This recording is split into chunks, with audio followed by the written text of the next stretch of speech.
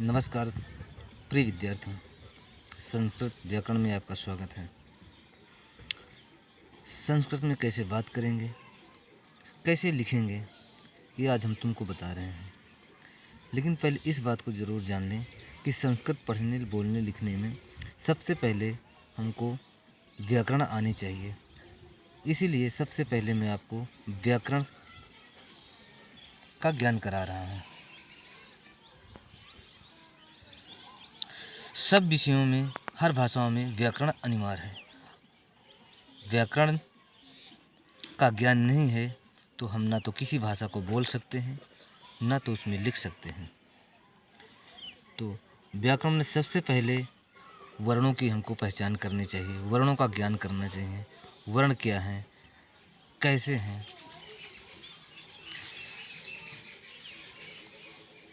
संस्कृत सूत्रों पर निर्भर है। जिस तरह गणित में सूत्र जरूरी है, उसी प्रकार संस्कृत व्याकरण में भी कुछ सूत्र हैं जिन सूत्रों से संस्कृत सीखी, बोली और समझी जा सकती है।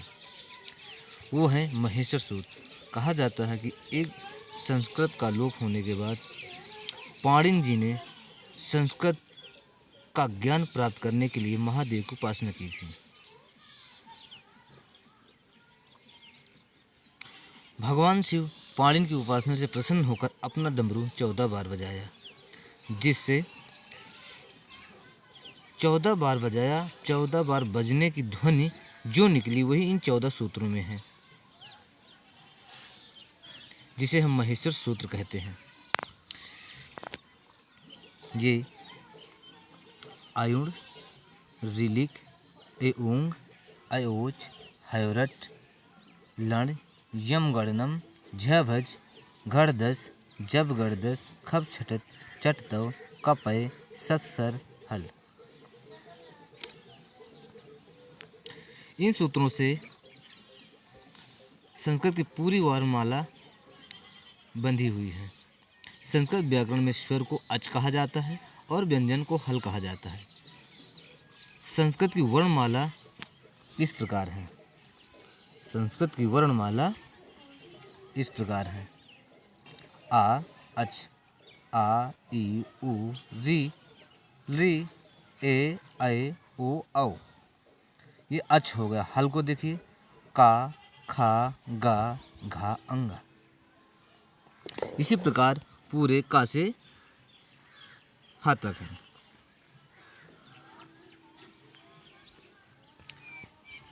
अब वर्णों का ज्ञान है। संस्कृत में 5 वर्ग हैं और प्रत्येक वर्ग में 5 वर्ण आते हैं।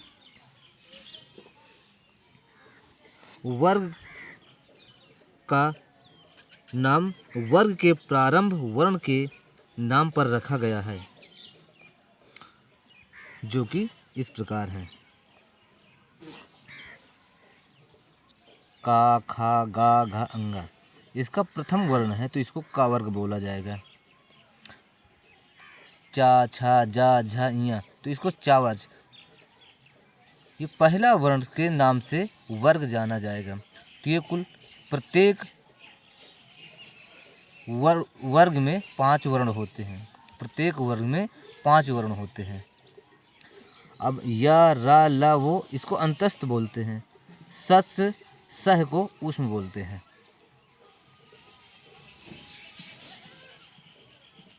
अब प्रत्याहार आइए। प्रत्याहार का अर्थ है संक्षिप्त कथन। इन्हीं 14 महेश्वर सूत्रों से प्रत्याहारों का निर्माण होता है। इन्हीं प्रत्याहारों के द्वारा विस्तृत वर्ण समुदाय का संक्षेपीकरण किया जाता है। प्रत्येक प्रत्याहार में 2 वर्ण होते हैं, जैसे अक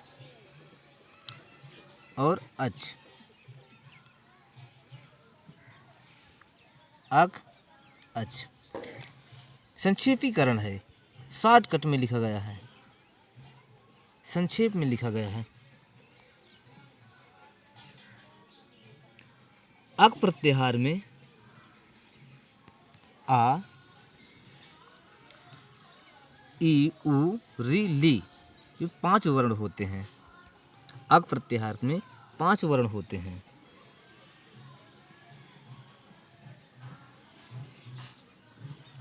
महज पाणिनि के इन 14 महेश्वर सूत्रों के अंतिम वर्ण जो हैं व्यर्थ हैं। अब आइए अंतिम वर्ण व्यर्थ हैं।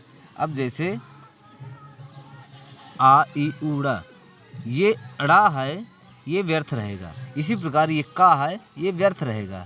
ये अंगा है, व्यर्थ रहेगा। ये चा है, ये व्यर्थ रहेगा। टा व्यर्थ रहेगा। ये अड़ा व्यर्थ रहेगा। ये अंतिम वर्ण जो हैं ये सारे सूत्रों में व्यर्थ रहेंगे जब प्रत्याहार बनाएंगे तब।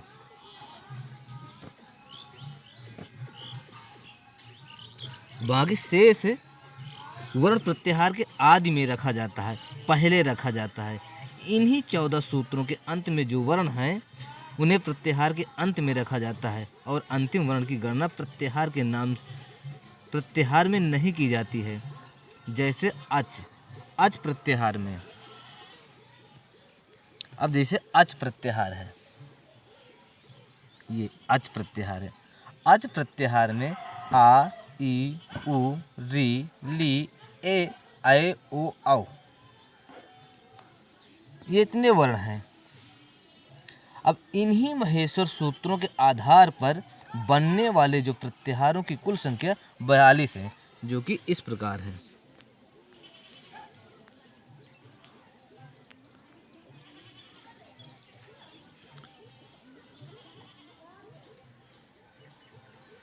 देखो, अक, अच, अट, अण, अण, अम, अल, अस, इक, इच,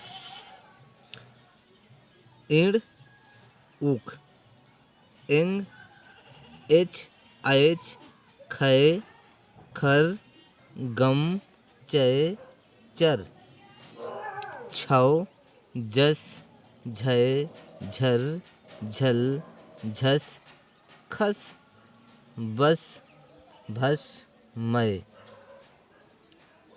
यय, यड़, यम, य, रल, यल, रल, बल, बस, सर, सल, हल, हल, हस।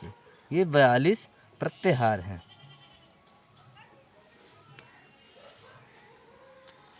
बयालीस प्रत्याहार हैं।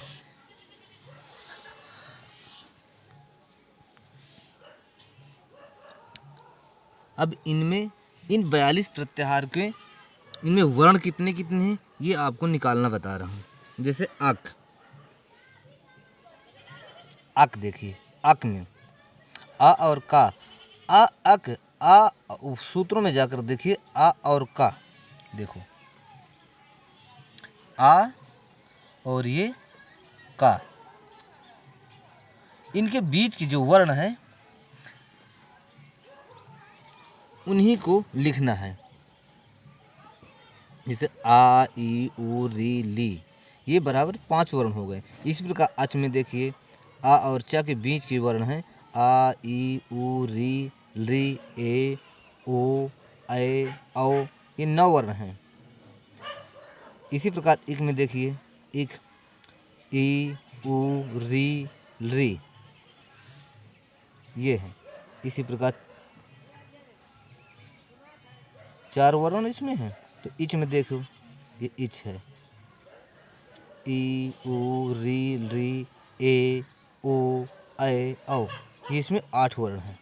इसी प्रकार इस 42 प्रत्याहारों की कुल किस में कितने वर्ण हैं इनको अपने सूत्र से देख करके निकाल सकते हो।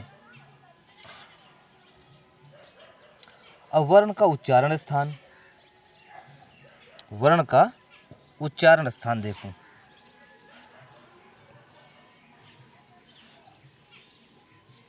का खा गा घा, म ह एवं विसर्ग है ये कंठ है, इनका उच्चारण स्थान कंठ है। और ई, चा, छा, जा, झा, इया, चा, सा, ये इनका स्थान तालु है। इसी प्रकार री, टा, ठा, डा, ढा, ड़ा, रा और खटकोण खा, ये मूर्धा हैं। ली, ता, था, दा, धा, ना, ला, सा, ये दंत हैं। उ पा फा बा भा मा ये ओष्ठ हैं। अंगा इया ड़ा ना मा ये नासिका हैं। वा दंत ओष्ठ हैं। वा दंत ओष्ठ हैं। ए आए ये कंठ और तालु हैं। ओ औ ये कंठ और ओष्ठ है। अब इनको लिख कर बता रहा हूं तुमको।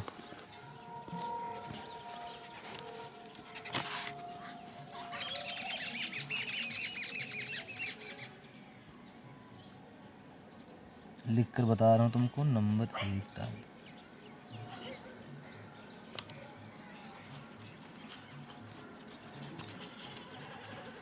चलो देख लेते हैं। आप इनको देखिए। उच्चारण स्थान देखो।